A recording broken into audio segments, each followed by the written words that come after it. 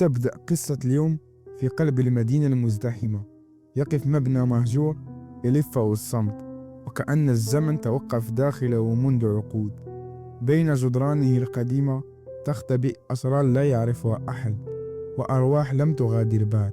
هذه ليست مجرد قصة عن مستشفى مهجور، إنها حكاية الطابق الذي لم يفتح منذ 20 عام، والذي عندما فتح لم يخرج منه أحد كما كان.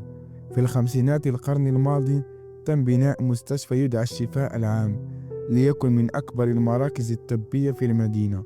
لكن في عام 1995 اندلع حريق غامض في الطابق السابع، تسبب في وفاة عديد من المرضى والممرضين، ولم تعرف أسبابه أبدا. منذ ذلك الحين أغلق الطابق بأمر من الوزارة الصحية، وبقي كما هو، لا أحد يدخل إليه ولا يفتح بابه. مرت سنوات وأغلق المستشفى بالكامل لاحقا لأسباب إدارية، وبقي مهجورا في قلب المدينة. أما الطابق السابع فأصبح حكاية يتنقلها الناس همسا، ويتجنبون الحديث عنها أو حتى الاقتراب منها، حتى جاء اليوم الذي قررت فيه البلدية هدم المبنى. قبل تنفيذ القرار أرسل فريق تقني لتفقيد المستشفى والتأكد من خلوه من أي مواد خطيرة أو أجهزة قابلة للانفجار. من بين الأعضاء الفريق كان هناك شاب يدعى رامي، يعمل كمساعد فني. كان مولوعا بالتصوير، ويحب توثيق الأماكن المهجورة والمباني القديمة، وينشر المقاطع الفيديو على قناته. لم يخش فكرة دخول المستشفى، بل كان متحمسا، رآها فرصة ذهبية لتصوير شيء حقيقي لا مجرد قصص. دخل رامي المبنى عند الظاهرة، وكانت الشمس تنعكس على الزجاج النوافذ المغبرة. كان الصمت يخيم على المكان، ولا يسمع سوى صوت خطواته على الأرض المتشققة. المصعد كان معطلا، فصعد عبر السلالم حتى وصل إلى الطابق السادس، وهناك توقف. باب الطابق السابع رغم مرور السنوات على إغلاقه كان مفتوحا. تردد قليلا، لكنه ضغط زر التسجيل ودخل. طبق بدأ وكأن أحد غادره للتو. الأسرة مغطاة بملاءة قديمة، وأجهزة مهجورة ونوافذ مكسورة تسمح بدخول الضوء الخافت. لكنه لاحظ شيئا غريبا: تقويم معلق على الحائط يشير إلى التاريخ نفسه، لكن من العام 1995. توجه إلى أحد الغرف، وكانت تحمل الرقم 713. وجد داخلها سريرا ملوثا ببقع داكنة، وصورة قديمة لرجل يحمل طفلة، لكن وجه الطفل كان مشوها بحبر أحمر. ثم انطفأت الكاميرا فجأة. حاول تشغيلها مجددا، أما إن عادت إلى العمل حتى ظهرت على الشاشة فتاة صغيرة تقف في نهاية الممر. شعر بشيء ينهار بداخلها. رفع رأسه سريعا. لم يكن هناك أحد، لكنه سمع صوتا خفيتا: ماما، ماما، أين أنت؟ لم يكن صوتا بعيدا، بل من خلف الباب المغلق الآن. ركض رامي نحو الباب محاولا فتحه، لكنه لم يتحرك، كأن شيئا يغلقه بإحكام. ثم سمع خطوات صغيرة تقترب.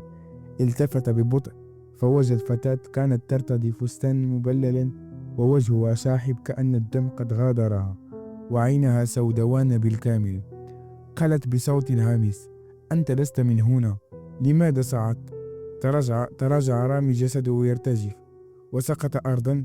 وعندما رفع عينيه كانت الغرفة قد تغيرت. الجدران متفحمة، وأصوات صراخ مكتومة تتردد من حوله.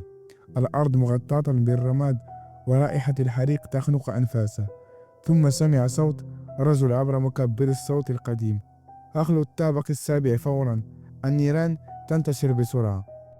ركض نحو النافذة، فوجدها مغلقة بأعمدة حديدية لم تكن هناك من قبل. بدأت الجدران تشتعل، لكنه لم يشعر بالحرارة، بل ببرودة شديدة غير طبيعية. ثم جاءه لمس مرة أخرى، هذه المرة مباشرة في أذنيه. كل من صعد إلى هنا لم ينزل. وبعدها اختفى رامي. في اليوم التالي عاد الفريق للبحث عنه بعد انقطاع الاتصال، فوجدوا الكاميرا ملقاة أمام الباب الغرفة 713 لم تكن هناك أي أثر لرامي ولا حتى بصماته. عندما عرضوا التسجيل الأخير ظهرت فتاة تمشي خلفه، ثم توقفت، التفتت نحو الكاميرا وقالت: الدور ليس عليه وحده. ثم تقدمت نحو العدسة ببطء، وابتسامتها تتسع شيئا فشيئا قبل أن تمد يدها الصغيرة نحو الكاميرا. انطفأت الصورة فجأة، لكن الكاميرا وصلت التسجيل. لم يظهر شيئا، فقط صوت تنفس متقطع وأصوات خفيفة تشبه أجهزة التنفس القديمة. ثم بعد دقيقتين من الصمت سمعوا صوت فتح الباب. تبعوا الصوت الأقدام تجري على الأرض. كان التسجيل مشوشا، لكن أحد الفنانين لاحظ شيئا غريبا. كل من شاهد الفيديو بدأ يسمع خطوات خلفه. ظنوا أنها مصادفة، لكن في الليلة التالية 2 من الفرق أبلغوا عن أحلام متكررة بالغرفة واحدة، الغرفة 713، نفس الغرفة التي اختفى فيها رامي. بدأت الأمور تزداد سوءا. أحد الفنانين فقد وعيه فجأة أثناء العمل، فوجدوه يتمتم بكلمة غريبة: أعيدوني إلى الخارج، أغلق الباب، الطابق لا يجب أن يفتح. وعندما عرضوا عليه الفيديو بدأ يصرخ بجنون وضرب رأسه بالحائط حتى فقد وعيه. وعندما فحصوه الأطباء قالوا إن نشاط دماغه يشبه من تعرض لصدمة شديدة، كما أن عاش تجربة الموت الحقيقية.